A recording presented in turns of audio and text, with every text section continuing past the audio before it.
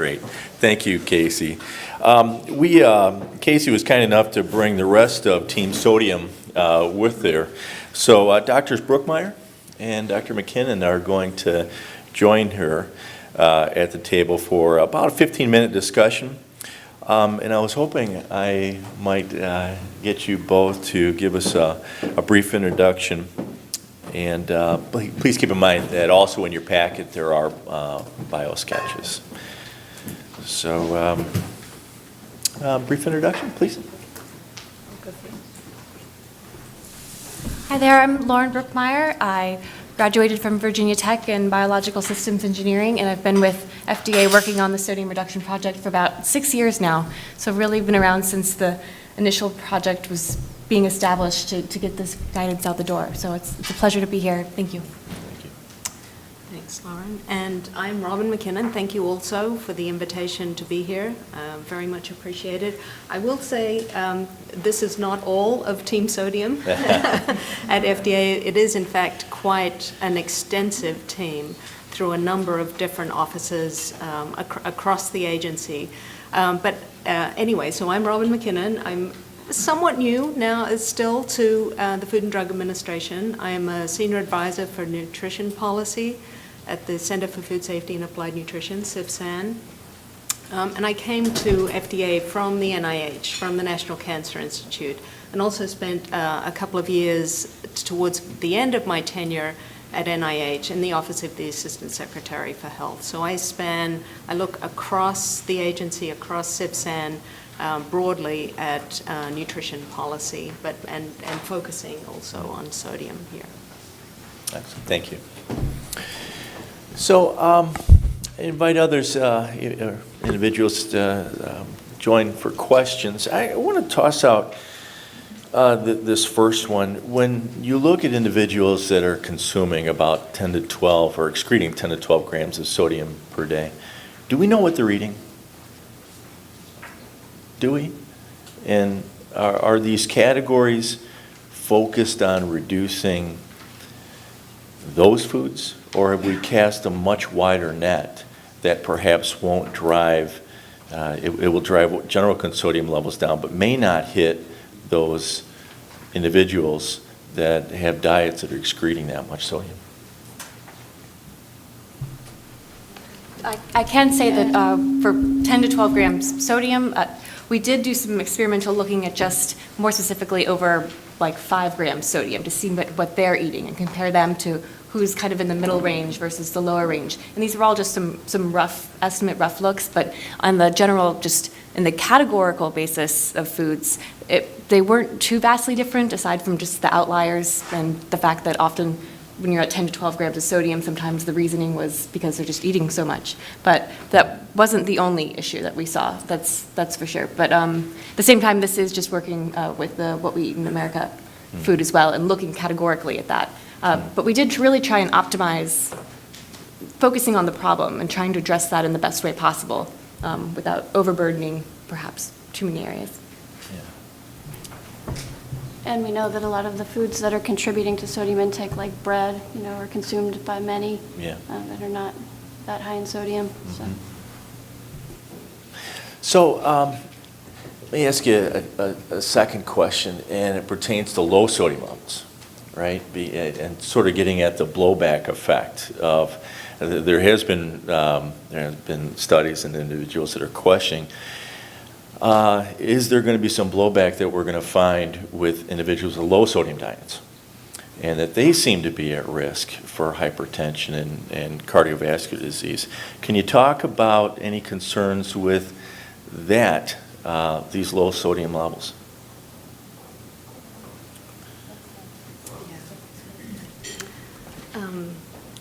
Well, so I know that there has been some controversy looking at low, or some studies that are looking at low sodium levels. The really important thing here is when you look at the totality of the evidence. And there have been some studies that have looked at those outlier studies in a way and have really questioned the methods. There's Carb et al. In 2014, for instance, Just recently, I don't know if you saw it in the New England Journal, there was an article by Molly Cogswell and other colleagues at CDC, Sodium and Cardiovascular Disease, Measurement Matters, and going into detail, looking at some of the measures and methods of those outlier studies in a way. And so on one hand, there are the IOM, or the National Academy of Medicine, the organization formerly known as the IOM, have looked and seen that really 1,500 milligrams per day, that should be fine for most folks, and there shouldn't be concerns even at that level. And when you look at the totality of the evidence, it really supports this reduction overall. And also want to reiterate that when in the long term, our long-term targets are only aiming to reduce people to 2,300 milligrams. If that's a concern for individuals, that their sodium may be too low, then that's something that they could address with their doctor. And it's also possible that people could supplement their diet. So again, one of our key points that we wanted to reiterate throughout when we announced the sodium reduction guidelines is that this is really giving people control.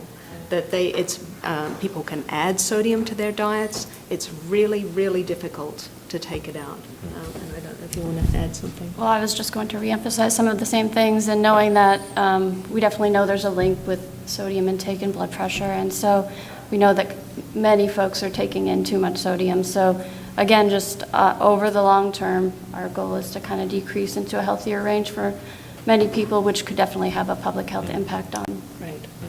Yeah. Thank you. Hi.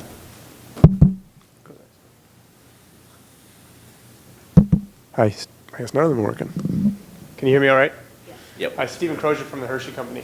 I guess to put reverse on what Dr. Mormon asked, you know, what are they eating? I think the question might be, what are they not eating? And you just said that it's very difficult to remove sodium. Has there been any look at really increasing potassium? From a physiological perspective, it's that ratio that really matters. And that doesn't seem to get addressed. I know in the nutrition facts they're going to add potassium, which I think is a great start. But is there any push to really drive that increase in potassium consumption rather than that difficult road of reducing sodium? I'll let Robin, you can follow up, but I mean, one of the things that FDA is obviously doing is placing potassium on the nutrition facts label, so that in itself could be something that drives increased potassium. We'll have to see where that goes. But. Yeah, I was just going to say exactly the same thing, that with the recent release a month ago of the updated nutrition facts label, potassium was added as a nutrient of public health significance. And so we're hoping labeling often brings to, can spotlight and can highlight certain aspects of ingredients and nutrients.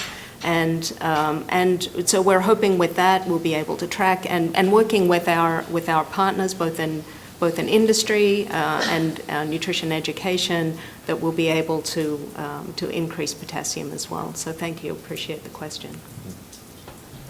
Just from a data perspective, there are plans in the monitoring to take into account potassium as well and look at from various facets how that might be changing over time as well. Any other questions? Yeah. So sometimes when we do things or take wide public policies, things can have unexpected consequences. We're focused on sodium, but in our household, we buy iodinized salt. And so if, my wife and I are, decreasing how much salt or not using that anymore at all, then, we're not getting our, iodine, or might not be getting our iodine requirements. And, my understanding is, well, when I go to the store, I buy iodinized salt, that the food industry does not buy iodinized salt when they're making their product. And do you think that this will, is the FDA going to look at, the consequences for maybe, iodine sufficiency.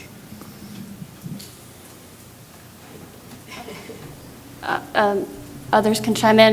My understanding is actually that many food manufacturers, and those of you in the audience can correct me if this is not the case, but are not using iodinized salt in the formulation of products, so that the salt that you're adding to your foods at home is a way for you to continue to do so. We know that people add less sodium back when they're salting their own food. And then in regards to the monitoring element, we do plan to look at all sorts of factors relative to unintended consequences. And I'll just add that, again, this is why we'll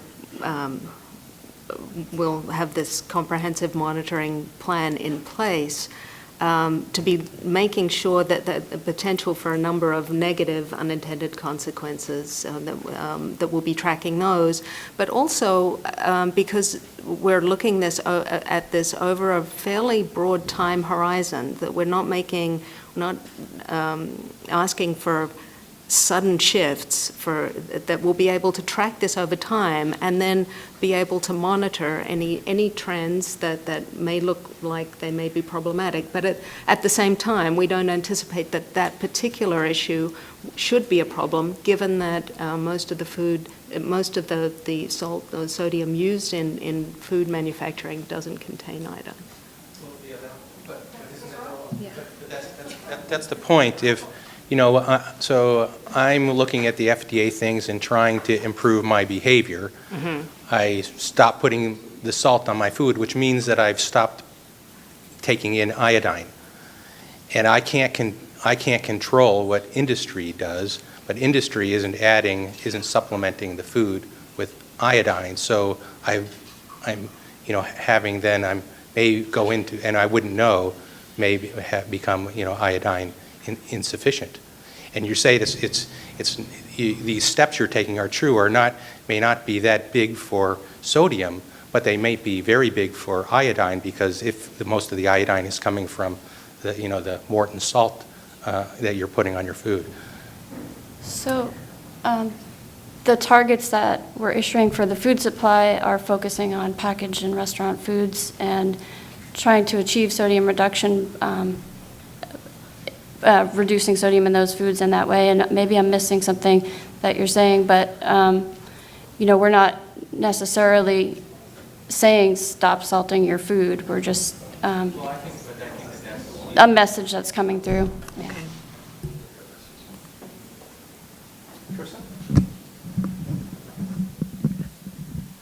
That's a problem when you're short, you can't get this. Chosan Ko with ILSI North America. The case example you use on the sausage, where you talk about different forms of sodium, like sodium ascorbate and sodium phosphate, and which are needed for preservative. We know that there's very limited data on the effect of non-chloride sodium salt, for example, the ascorbate or the phosphate, on blood pressure. So that brought me to thinking about when Dr. Adams was giving his talk about decision tree. Will it be beneficial if we have a decision tree on the different forms of sodium and how this different form may affect blood pressure? Because they do metabolically may have different metabolic pathway towards the endpoint, which is blood pressure. So we can't assume that all form of sodium act on blood pressure in the same way or in the same pathway. So, but we do have very limited data on the other forms of sodium. So I don't think at this point we should be regarding all sodium to be the same in terms of its function. Thank you, Chair-san. We know, I think it's worth considering all options for exploration. We do know that most people are consuming sodium chloride, I think about 98%, and other compounds are probably under 2%. But yeah, we'll keep in mind all these considerations. Yeah. Especially when you deal with category, when you lower the sodium chloride, when now these other form of sodium salt may be critical for preservative or functionality. And, to punish this other form that may have neutral effect on blood pressure may actually be causing undue burden on that category. But I think it's time for us to have a decision tree on the different form of sodium, because I suspect each form, affect blood pressure through different pathways. And instances like this, I would encourage you to submit to the docket, more details on your thoughts. Yes, Thank you. that's exactly what I was going to say. That's exactly the kind of comment, and at the same time, really ask everybody that would just make a note that we really welcome your comments on exactly that type of thing, but across a broad swath of topics to the docket, so that we can help refine these targets and the categories as best as possible. Thank you. Hi, Kathy Weimer from General Mills. Thank you so much for this update. I'm shifting gears out of the science and to the categories a little bit, because we're deep into evaluating what you've proposed, and we have 40 of the 150 that we can for sure say our products fit in, but we're still having some trouble with some products figuring out categories. I don't know if other people in the room are experiencing that. So a couple of questions. My question is, obviously I know you're interested in knowing whether products are in or out of categories, or if there are other categories maybe that should be developed. So we plan to give feedback on that. But I guess a question I have, and I'll use a specific example, cereals. They are puffed and flakes. And there are probably cereals that it's really challenging to figure out, well, really, what do you mean by puff and what do you mean by flake? So we're not quite clear how we should be thinking about some of the products that might go, and how we should put them into these categories. So my question is, what is your openness and willingness to consider alternative categorizations for some of these products? I think that's one question. And then a second question, because there's a big gap between the 2-year and then the 10-year targets, I know you're monitoring, but is there a plan to formalize something in that gap time? Because, again, we're seeing that some of our product categories are okay in the 2-year and others aren't. And then the 10-year are really, really challenging, and without new technologies, I think that's going to be a big challenge. So I'm curious, if you have thoughts around that gap between the 2 and 10-year time frame. I'll just briefly comment, and Robin, you can jump in. But on the monitoring, we're in the process now of more formally developing what that strategy will look like. Any thoughts are welcome on that too, to the docket. And then also in regards to the category question, yes, we really do want to hear from you on what the category should be looking like. We know that you all have a lot more information about your individual products. So. Yeah, I would just add, we're absolutely open to alternative categories. Most important in the comment to the docket would be most helpful for us is information on why. So that would be helpful for us to see, this is the request and this is the rationale, and that will be very helpful as we move to finalize the targets. But it's interesting also, we've heard this before, a request for maybe an interim set of targets between the 2-year and the 10-year targets, and that's again something that I would recommend submitting as a comment to the docket. Great. Last question from Madison. Yeah, I actually have a couple questions. How the agency will evaluate success. So is it by reaching the actual goals, the ranges that you've put out, or is it seeing a decline in the sodium intake in the U.S. population, and whether or not you'll begin to look at that, males versus females, because I believe the females are closer to those goals, to where you want, and that's, again, back to caloric intake, that females consume less food, and as sodium is kind of ubiquitous across the food supplies, it makes sense. So that's my first question. My second question is, it was very nice to see as the agency looked at what those ranges were with the product category, taking in the technical role of sodium. My question is, within a particular specific category, if there were multiple functional roles, say like the bread category, that sodium plays, those cut points could be different. So with the yeast needing, in order for the bread to rise, gumminess, and then the fact that bread, shorter shelf life with lower sodium. So did all those different balls up in the air get considered in trying to figure out where you land? So thank you. I'll answer that last question, and then Robin, if you want to speak to the first one. We definitely worked with food technologists on staff to try to consider all of those factors. We may not have gotten everything right, though, and so, that's why we're looking for feedback in the docket to refine where we can go, because I think the products that are out on the market are so individual and unique that we just don't have access to a lot of that information. In regards to searching through the literature for food technology, a lot of the studies that were available were not always applicable to the entire category, so we really did our best approach and then consulted with experts on meat, on cheese, and that type of thing. So. Success metrics. And I think it's all of the above, the ones that you mentioned, that we'll be looking at reductions in sodium, how many, because these are voluntary guidelines, how many of the food manufacturers and the products on the market that are selling successfully, how they do reduce sodium, and then finally looking at intake levels across the population. It may also be very important. We will be looking at differences in subpopulations, both in gender or other types of in children and teens, etc.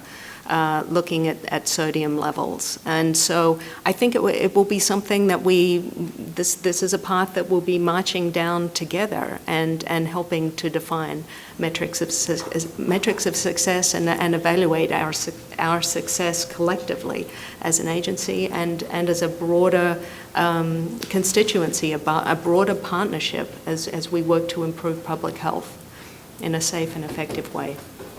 Very good. Well, listen, we thank you. We know it's a huge amount of work that you've been under and a lot of effort, so thank you to all of you, and thank you for coming and talking to us.